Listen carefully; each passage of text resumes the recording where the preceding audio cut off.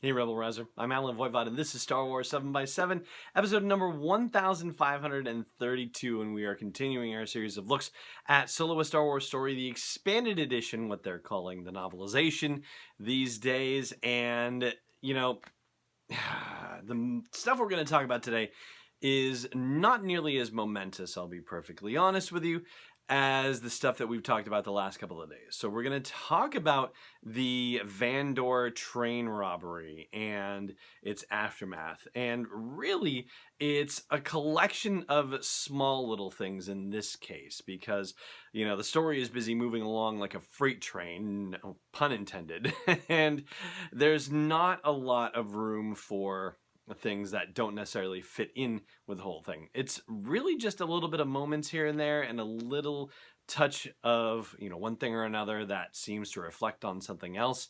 So, for example, there are neat little moments about Han and Chewie being together, like as they're standing on that gantry underneath the AT hauler and they're flying along Vandor, and that's when Han first learns Chewie's name. But, apparently snow is a very rare thing on Corellia, so Han hasn't really seen much of it and says, hey, you think my spit will freeze before it hits the ground? And so they start spitting down like kids, and Chewbacca joins in this too, even though he's 190 odd years old, and he actually hawks a loogie, and they both just watch their spit fall down to see if they can see anything freezing. It's actually a very touching moment, a very playful moment, and brings out the kid in both of those characters. And you can see it a little more in Han, I think, and Chewie, but I thought it was really fun to see Chewie do it too. So another detail is that when they are camped out the night before,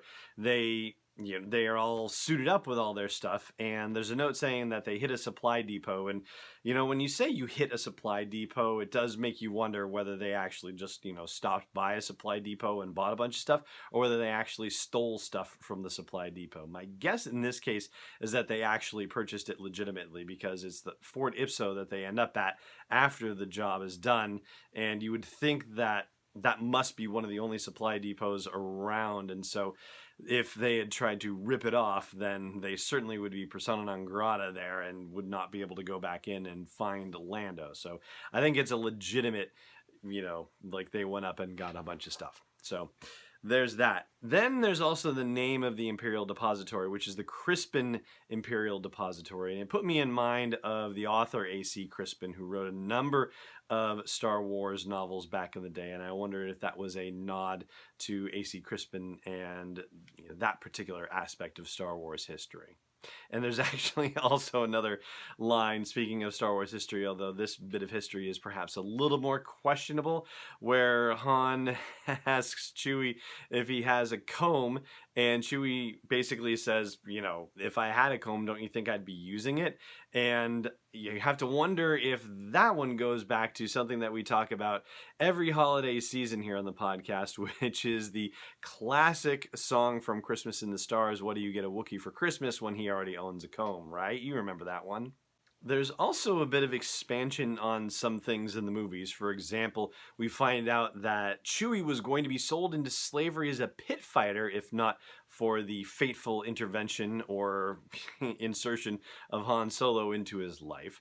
We also find out, at least in the novelization, that Enfys Nest is referred to as a she throughout the narrative during that whole train heist situation. And so, yeah, I guess maybe it's just that, well, since the novel came out, we're not ruining anything by calling her she. But yeah, it's an interesting gender identification situation, letting us in on that particular secret right from the get-go. But probably the most beautiful and touching moment out of all of this is the moment when Val realizes that she is not going to make it out of this mission alive. And instead of it just being the quick decision and, sorry, honey, it's been a good ride, there's a moment or two where she reflects back on the ride itself. She recalls a time when they'd been in the ocean on some planet and Rio had gotten eaten by a giant sea creature and had to blast his way out of it, and recalls another time when Tobias Beckett had been kidnapped by the queen of some random planet to become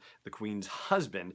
And, these are just, the tip of the iceberg as far as adventures that Val has been on with the crew. And, it's a touching thing to see, that moment where she realizes, okay, this is it. And boy, it's been a good ride, and I had a good, laugh or two in the process. And I guess it's all any of us can really hope for in this whole thing. And there is one other moment that I want to share with you that, I guess you could have reasoned this in the movie, and I never actually did at the time, mainly probably because, like Larry Kasdan says, the narrative is just moving too fast for you to really catch some of these things sometimes. But we'll talk about that particular moment after the break and a quick word from our friends at Nissan. Stay tuned. Hey, Rebel Rouser. Have you ever wanted to take a land speeder for a spin, or maybe even the Millennium Falcon itself? Well, here's the next best thing. You can make your own custom Solo a Star Wars story inspired Nissan with the best in Galaxy customizer. Just go to sw7x7.com/custom to customize and share your own Star Wars inspired vehicle. And don't forget, Solo a Star Wars story is coming home on digital September 14th, Blu-ray September 25th, and new on 4K Ultra HD as well. Welcome back.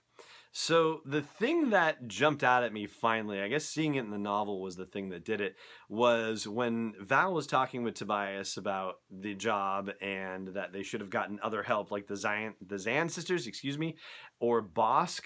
And you know what? Maybe it wouldn't have mattered if they had just gotten Bosk instead of Han and Chewie, but, if Bosk had shown up on this thing along with Han and Chewie, there would have been some major problems because for a fact that A, probably Chewie has some sort of bounty on his head to begin with, and B, Chewbacca does not like himself some Trandoshans. Trandoshans have actually kidnapped and done horrible things to Wookiees, and Chewbacca himself got himself kidnapped at one point, and this was in the Clone Wars cartoon series. So you can imagine what might have happened if Bosk and Chewbacca showed up in the same place at the same time. That would have been rather a bloodbath, I would think. So, that was something that when I heard it in the movie, when Val was saying, or Bosk, like, it didn't occur to me to go, oh my gosh, what if Bosk showed up there? Chewbacca would have torn into him. But nope, took reading the novelization before I actually clued in to that particular realization. Anyway, that is going to do it for our check-in on Solo, a Star Wars Story Expanded Edition, the novelization of Solo, a Star Wars Story, and secrets that the novel is revealing that go beyond what we saw on the big screen. And if you are enjoying this and, the podcast in general, then by all means subscribe. Make sure that you're getting it delivered to you on a daily basis, so that way you don't even have to think about it. It just shows up. And if you would be so kind, if you've been listening for a good long while and you're enjoying what you're hearing and seeing, then by all means, please do consider putting a tip in the jar at patreon.com/SW7x7. That's patreon.com/SW7x7. And it just remains for me to say at the end of this episode, thank you so much for joining me for it. And may the Force be with you wherever in the world you may be. This podcast is not endorsed or sponsored yet by Lucasfilm Limited, Disney, or 20th Century Fox, and is intended for entertainment and information purposes only. Star Wars, the Star Wars logo, all names and pictures of Star Wars characters, vehicles, and any other Star Wars-related items are registered trademarks and/or copyrights of Lucasfilm Limited or their respective trademark and copyright holders. May the Force be with them. All original content is copyright 2018 Star Wars 7x7. We hope you love it.